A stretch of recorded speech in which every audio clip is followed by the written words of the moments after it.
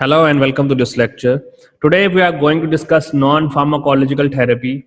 And the non-pharmacological therapy consists of medical nutritional therapy, weight management, physical activities, psychological assessment and care, dietary supplement or complementary and alternative medicine or traditional Chinese medicine. So my focus more on the dietary supplement and especially traditional Chinese medicine. But let's discuss one by one of all non-pharmacological therapies.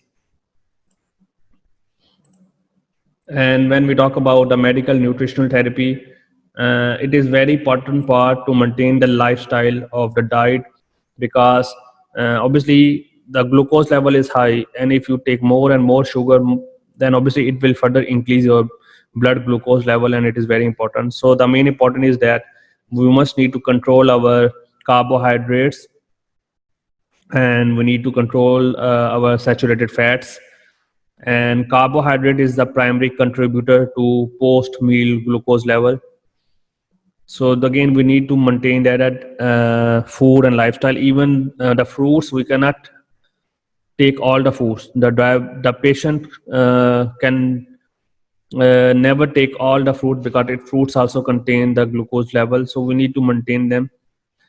Then obviously the dietary supplements is another important thing that is very important. There are different dietary supplement that has been available in the form of herbs that helps to improve the blood glucose level.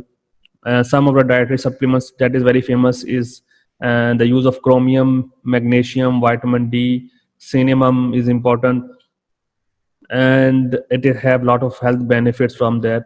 But with the dietary supplements, uh, I want to share you with the article especially for traditional Chinese medicine. When we take a look of the traditional Chinese medicine, a lot of research has been done on the treatment for the diabetes, and I found one of the article very interesting about the review of the herbal traditional medicine for the treatment of diabetic neuropathy. And they are talking about, obviously we know that the neuropathic complication is very common complication in diabetes, and I found that article they're talking about different formulations that has been mentioned in that case. And if you take a look of that table one, they mention on the left side with different name of that therapy with different medicinal herbs, and they mention the methodology that which trials has been completed in them. Most of them, if you take a look of them methodology, they are on the clinical trials, preclinical trials, and they mention the animal studies, most of them. But for the treatment of diabetic neuropathy, they mentioned this LDP1 therapy that consists of a number of medicinal herbs that has been performed on human study. And they mentioned that their claim is that they helpful for improving the diabetic neuropathy. And this is one of the combination that has been mentioned. Then if you take a look of the most of the studies, they are on the animal studies. Most of the articles, most of the research has been done. Then this is another study that I found, QIC, that consists of um, different medicinal herb combinations that has been performed on human being. So if you take a look of this all table, in this two, we have found two human studies. One is another drug combination, astragalus, especially the astragalus. The use of astragalus is common for treating the diabetic neuropathy. And then again we see in the third one, most of them has been performed on preclinical trials on the animal studies. And another study that I found on human being is using again astragalus, and then using different combination of like turmeric, and then they had mentioned different scientific names like dogwood and earthworms.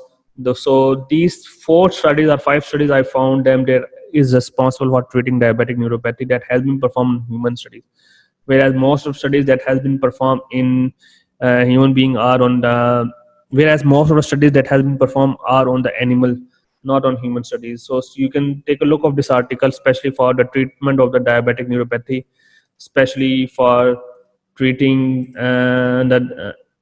using the traditional Chinese medicine. But the main thing is that in the medicinal herbs, the name of the herbs, they mention the scientific names, and the scientific names of the herbs you is mentioned in English, maybe you know this name in your own language in Chinese, but and they mention the scientific names of all medicinal herbs. So this is a good example of one of the traditional Chinese medicine used for the treatment of diabetic neuropathy.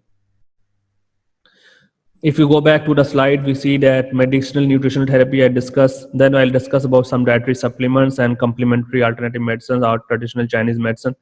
Then the weight management obviously is also an important aspect to understand, and we need to see that we need to reduce the body weight because 7% is prescribed or is recommended that a patient that is diabetic has to be reduced the weight around 7%.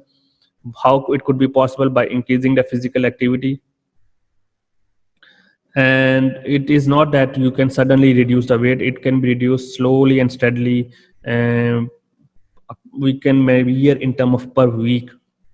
And then we need to measure set the calorie goal, and the calorie goal, it should be at least 1000 to 1200 calories per day. That is recommended for diabetic patient at least. And I found one of the recent research that two drugs that is recently approved is lorcaserin and combination of phentermine plus topiramate extended release to aid the weight loss in obese patient and in overweight patient, especially with the disease such as type 2 diabetes mellitus or hypertension or dyslipidemia. So I found one of the recent article that promote the use of the drugs, especially lorcaserin and phentermine topiramate extended release, that recommend to lower the weight. So the weight management is also important. Then if you see the slide, we mentioned about physical activities. It is also important because it is helpful for reducing the cardiovascular risk factors such as hypertension and elevated serum lipid level. So the exercise is very important for the patients that are diabetic. And but we need to maintain obviously the shoes, the foot is also important.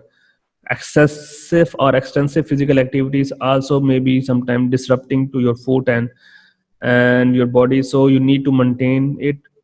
The shoes are very important. The patient need to buy specialized shoes if they are diabetic, so that they will not affect or they cannot hurt their feet. And the most recommended for physical activities is just like swimming and cycling is commonly is recommended for that. And the recommended physical activity, especially for patient with type 2 diabetic mellitus, is around 150 minutes per week of moderate to vigorous aerobic exercise, and at least 3 days in a week,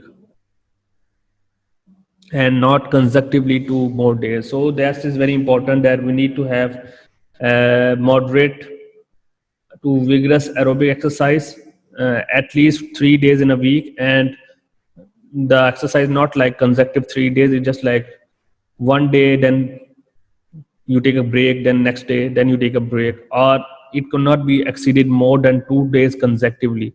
So that's the recommended therapy that has been prescribed. Then we have the psychological assessment. And when we talk about psychological assessment, the mental health of the patient is very important.